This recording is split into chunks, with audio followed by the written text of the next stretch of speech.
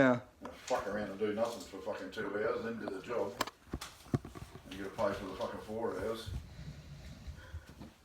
Alright. That's my little job out of the way now, the electrician. Listen to him and his bullshit.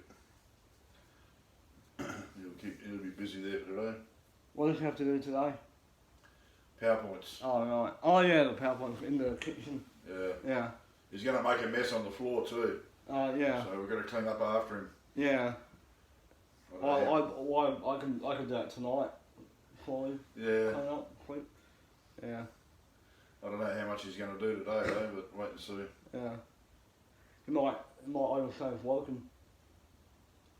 Yeah? He might overstay his welcome. Yeah. Yeah, extra couple of hours or something. He should be here soon. Yeah.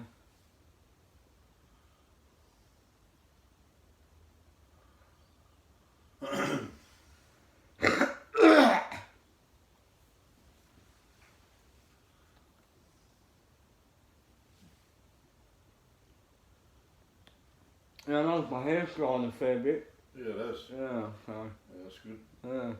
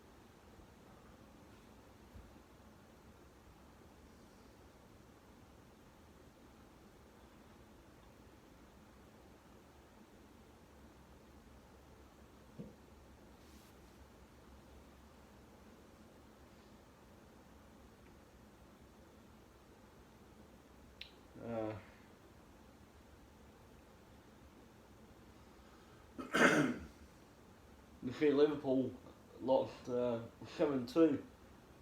Liverpool got lost Yeah, they got 7-2. flogged. Yeah. Same as Manchester United. Mm.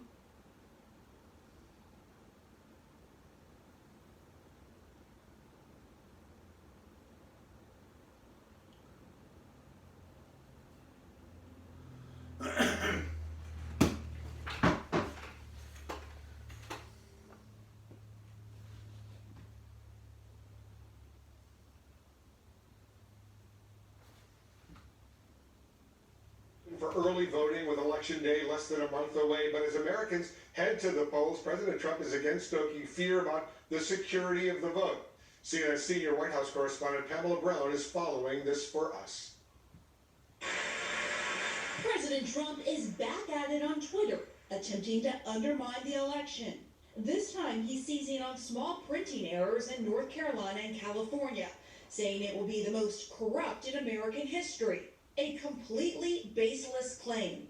In the 13 years I have served on the Cuyahoga County, Ohio Board of Elections, including the last 3 presidential elections, I've never witnessed the kinds of falsehoods being disseminated about the integrity of our elections process that I've been seeing in this presidential cycle. In a new series of videos on the Army for Trump website, the president's campaign is training supporters to become poll watchers, something both political parties do. This video gives some specific instructions. A lot of the time, you're looking at body language. If you see a confused look on a voter's face, or a confused look on the poll worker's face, or any kind of delay in the process, there's your clue. The videos say to be respectful and not disrupt the process. But Philadelphia's district attorney announcing a plan to protect voters from those who may show up at polling stations and try to intimidate them. The district attorney's office intends to make sure that there is no threatening presence at these polls We are well prepared and ready to act immediately, along with our criminal justice partners, if anything like that should happen. Your voice is important. Now security experts, including FBI Director Christopher Wray, are going directly to voters. Because of the changes due to COVID, on November 3rd, we might not know the outcome of our election, and that's okay. But we're going to need your patience until official results are announced. Today, early voting is now underway in the crucial swing state of Arizona, with voters lining up early to get their votes tallied. Meantime, the U.S. Postal Service says it is doing all it can to try and implement election mail rulings in light of its own internal data showing on-time first-class mail delivery plunged in September. Our number one priority between now and the November election is the secure and timely delivery of the nation's election mail. It's our duty, and we take it very seriously. And if an election issue goes before the Supreme Court, President Trump's Supreme Court nominee, Amy Coney Barrett, remains noncommittal on recusal. Today, Democratic Senator Chris Coons said he asked Barrett directly over the phone to recuse herself, and she would not commit. Now, what the White House spokesman said in response to that, asking the nominee to prejudge or promise a decision on a case, saying it violates the bedrock constitutional principle of judicial independence. Wolf? All right, Pamela, thank you very much. Pamela Brown reporting for us. Just ahead, we're taking a closer look at what Mike Pence and Kamala Harris need to do in tonight's vice presidential debate. We'll be right back.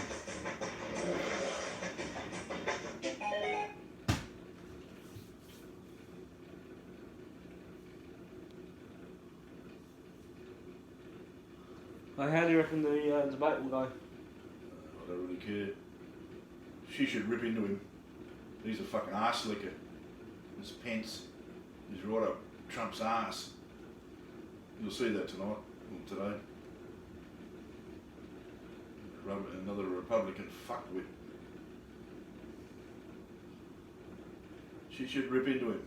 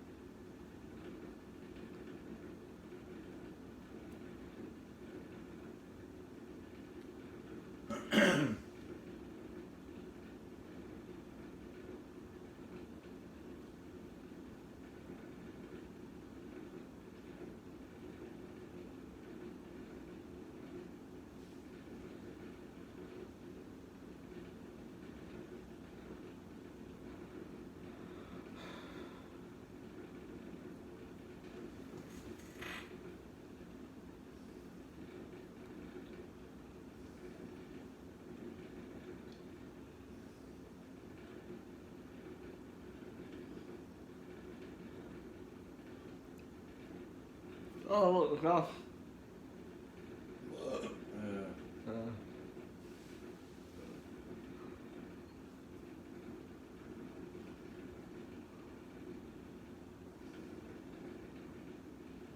Yeah, it was funny last night with the dead body. And, Yeah, there was.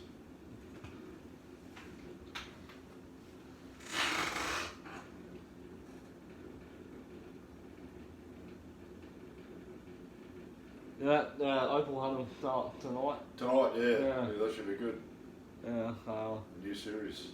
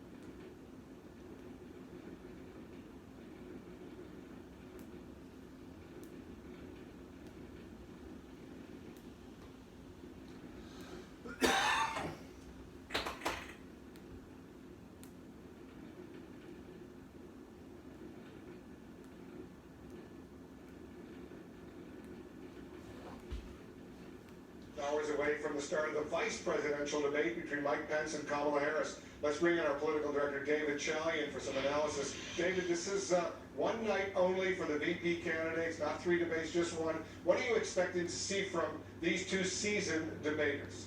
Well, first and foremost, Wolf, I expect to see the coronavirus debate. I mean, both physically on the stage there in Utah, you see that plexiglass that has been put up next to each candidate. You know that they've been moved further apart than initially they were planning to be. They're now more than 12 feet apart, seated on that debate stage. This is because, obviously, of the president contracting the virus and any potential contact that Mike Pence may have had at the White House with some of the other people, in addition to the president, that has tested positive. That's it on the physical stage appearance, well, but also as the issue that is facing the country right now. I mean, Kamala Harris's mission for tonight's debate is to make sure to put the Trump administration's mismanagement of the pandemic front and center for as long as possible through this 90-minute debate. And Vice President Pence obviously has a lot to defend just in the last week from his boss, whether it is the way in which he dealt with those he interacted with, and the contact tracing or lack thereof in the White House, to his behavior at the hospital and that joyride with the Secret Service agent in the car, to him coming on the South Lawn and going up on the balcony and ripping the mask off in clearly a moment that was a total lack of leadership. So there's a lot for Vice President Pence to answer for here as well. And as you know, he's the head of the coronavirus task force. I would also just note, Wolf, you've got two presidential candidates at the top of the ticket who, no matter who gets elected, will be the oldest person ever elected president of the United States. So the number two, who that person has as their vice president, is critically important. So I think there's going to be a lot of interest in this debate. And of course, Kamala Harris is a historic candidate. This is the first time we're going to see an African-American woman, the first Indian-American woman, sitting in that seat on this stage. I mean, that representation is meaningful, and Mike Pence has to figure out how to navigate that history-making candidacy that Harris represents. We will be watching together with you, David Chalian. Thank you very much, and we'll have more news just ahead. More fucking ads.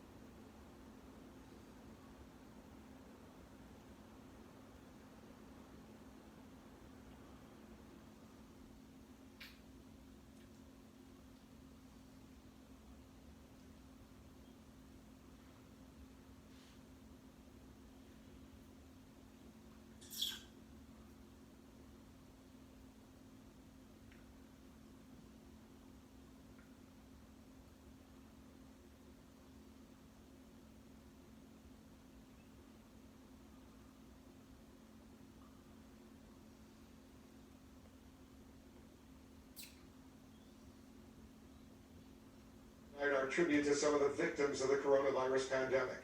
Sylvia Gloria de Hoyos of Texas was 74 years old. Her daughter Rachel describes her as a devoted and nurturing matriarch who lit up a room, making people laugh and feel safe at the same time. We're told she thrived on the accomplishments of her children and grandchildren.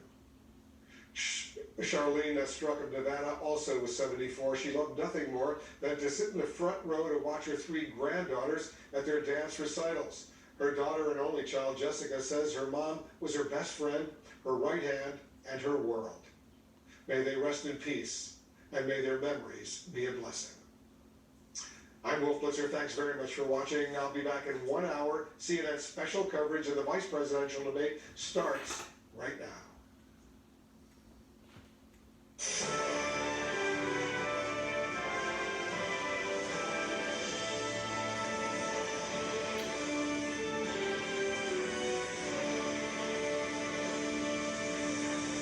And we are awaiting the start of the first and only vice presidential debate of 2020 as the nation in crisis faces more uncertainty given President Trump's COVID-19 infection and the growing outbreak in the White House. It is debate night in America, and this is a special edition of Out Front. I'm Erin Burnett. Concerns about the president's health are raising the stakes for tonight's face-off at the University of Utah in Salt Lake City. It's going to be a high-pressure debate. Both Vice President Mike Pence and Senator Kamala Harris have to prove they have what it takes to fill that top job for the next 4 years as running mates to the 2 oldest presidential nominees in American history. It's a pretty stunning thing to think about how crucial this is, and we expect the coronavirus and the Trump administration's handling of it to be front and center during the face-off. It will be a 90-minute debate. The pandemic's impact obvious on the stage. As you see there, 2 plexiglass barriers have been put up to separate the candidates. The vice president's team challenged and even mocked those barriers before finally agreeing to them, all while more members of the Trump-Pence administration have been testing positive for COVID-19.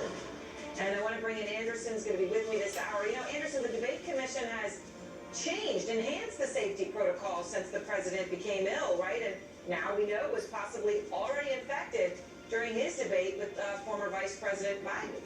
Yeah, Aaron, in addition to the plexiglass barriers, there'll be more distance between the presidential nominees than originally planned.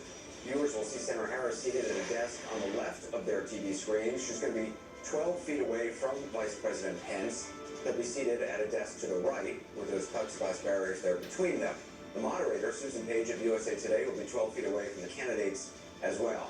The debate commission says everyone in the debate hall must test negative for coronavirus. The commission is promising to remove anyone in the audience who refuses to wear a mask, as members of the Trump family did last week. As for the debate itself, it'll be broken into 9 10-minute segments. The first question of the night will go to Vice President Pence based on a coin toss. We're covering the debates as only CNN can with Daniel Dale fact-checking every word. CNN's Sarah Seidner is with a group of undecided Arizona voters who will be watching the debate. David Chalian will have the first glimpses of who won from the CNN Instant Poll. Aaron, back to you. All right, so we have all of that, and we're now getting new information from inside the debate hall where our correspondents are tonight. Ryan Nobles is first. So, Ryan, take us inside what you now know about Vice President Pence's strategy tonight.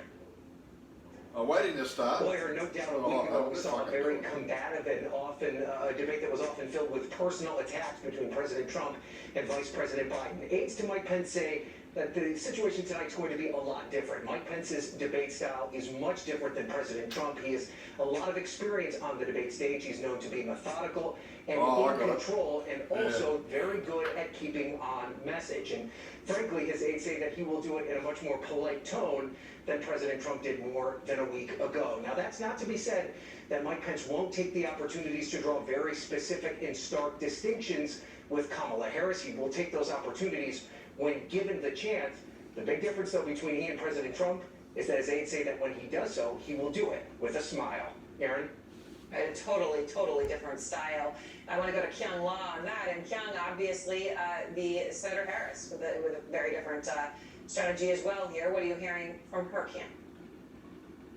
We'll expect COVID-19 to be a key line of attack from the senator, both from the pandemic response to what is happening in the economy. As far as the pandemic response, she says, and aide says, that nothing is going to change tonight as to what happened because of the rise of Vice President Pence as well as President Trump, and that they lied to the American people about how dangerous COVID-19 is from the start, that 211,000 Americans have died because of the failures of the administration, and she will specifically point to the fact that the head of the coronavirus task force is Mike Pence. On the economy, expect Harris to talk about the high unemployment numbers and that the stimulus talks were specifically pulled back by the president. So constantly, Aaron, you're going to hear the senator talk about the failures of the administration when it comes to the pandemic.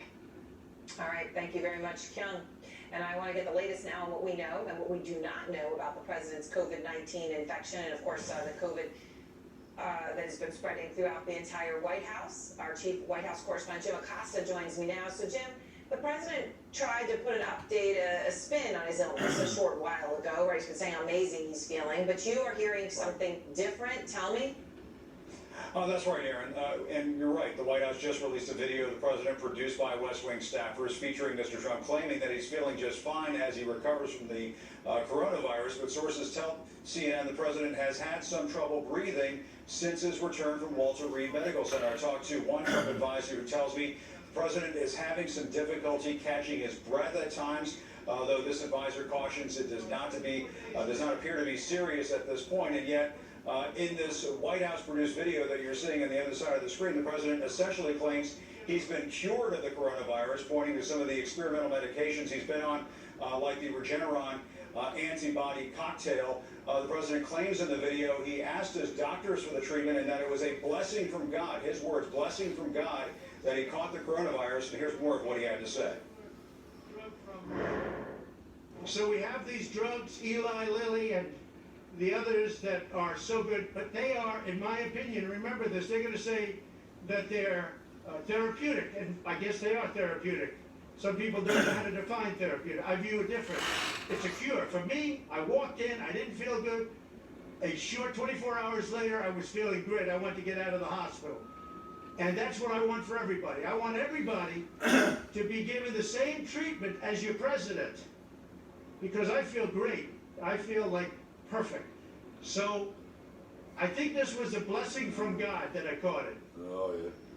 Now, one thing we should note is that some of the president's medications that he's been on are not available to most Americans. The White House claims this video was recorded today, though during the video, Aaron, Mr. Trump says he got back from the hospital a day ago, and the president did not appear in front of reporters today, so we cannot independently verify when that video was produced or exactly how he's doing. And I can tell you from talking to my sources, there are people inside this building who are very worried about the president overdoing it, that he's just trying to do too much right now, and they're wondering how that's going to affect his health. But as you saw, he drops dead of a fucking heart attack. He's cured, Aaron. All right, Jim, thank you very much. Of course, he's on a very powerful steroid, and they have not given us information on his lungs and lung damage, which is crucial for a president and certainly for a person who would like to become president for a second term and be the oldest president elected in American history. Nia, It's not going to start this yet. debate tonight. I mean, to just Fucking hour and 50 we were all minutes. sitting here a week and a day ago. Yes. And wow, What a debate. talk about a seismic change in what has happened, right? You're now 14 and counting people infected in the White House, the top generals in the country in quarantine, the President of the United States spent 3 days in the hospital with coronavirus, which his own administration thinks he had at that debate. Right. And that is now front and center. And it'll be front and center visually, right? The distance, they're going to be apart 12 feet or so in the plexiglass as well. And listen, this is what Biden and Harris wanted this debate and this election to be about COVID. And it just so happens that most Americans are dealing with this virus and the fear of this virus in major ways every single day of their lives. So you'll see her bring the case to Pence, who of course is the head of this task force. And I think if you're Pence, you want to try to make the case that they're too liberal and they wouldn't know what they were doing in the White House. Well, it's always been the COVID election. Now it's the COVID October, and it's blaring red. So it's so important. And I look for Kamala Harris to take the case to the president through Pence. Yeah, Pence runs the task force, but she's going to make the case against a president who said that he downplayed the virus, and then he ultimately gets the virus. And so do so many other people Which he says is a within blessing. the White House. And now he says it's a blessing. So competence, compassion. I mean, I really think that she's got the ability to drill down on this and take it. I think in her role, it's always to take the case against the president, and the proximate person there is the vice president. In the big picture tonight, there aren't many opportunities left for a reset.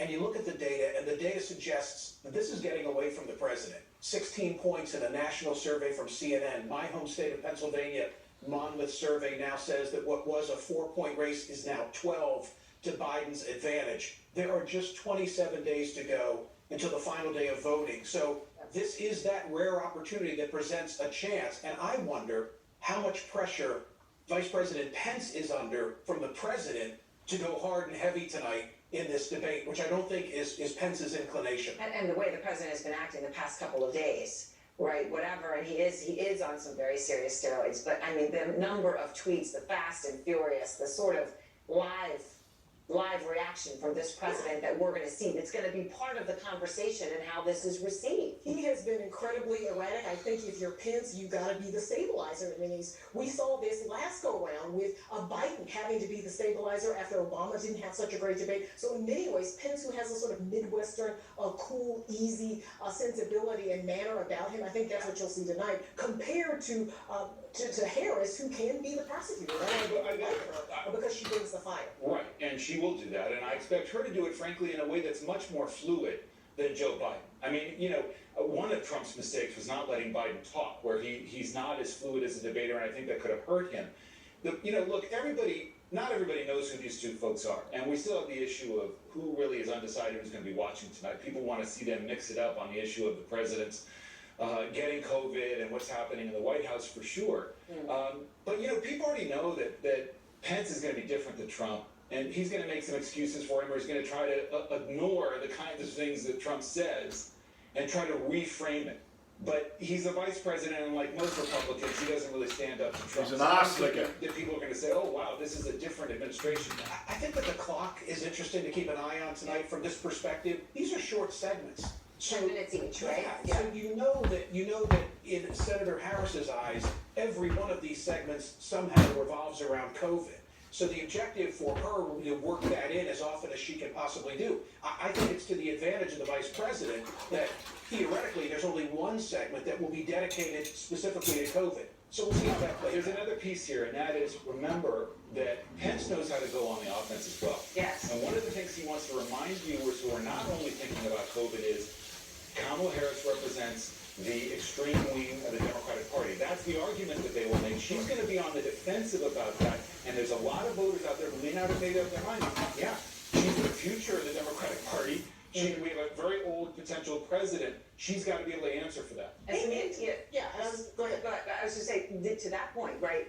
either person, Trump or Pence, or Biden, are going to be the oldest president ever elected. That's right. Right, so people are looking at this debate in a way they've never looked before, right? Either one of these people could be president. And Trump is ill right now. He's making it seem like he's healed and this was a gift from God, but he is ill. And so that, I think, magnifies how important this is. Typically, in some ways, vice presidential debates are sort of forgettable. Maybe there's a one-liner here or there, but because these two are seen also as the future of their party in many ways, particularly if you're Kamala Harris, I think people will be looking at it. Also the history tonight, right? Kamala Harris, African-American woman, Asian-American woman are trying to be the vice president. People are going to be looking at that. You want to be delicate, but the president has COVID-19. Joe Biden on his first day will be older than Ronald Reagan was on his last day in office. Wow. Sobering. Very sobering. And so, David, what role does the plexiglass play?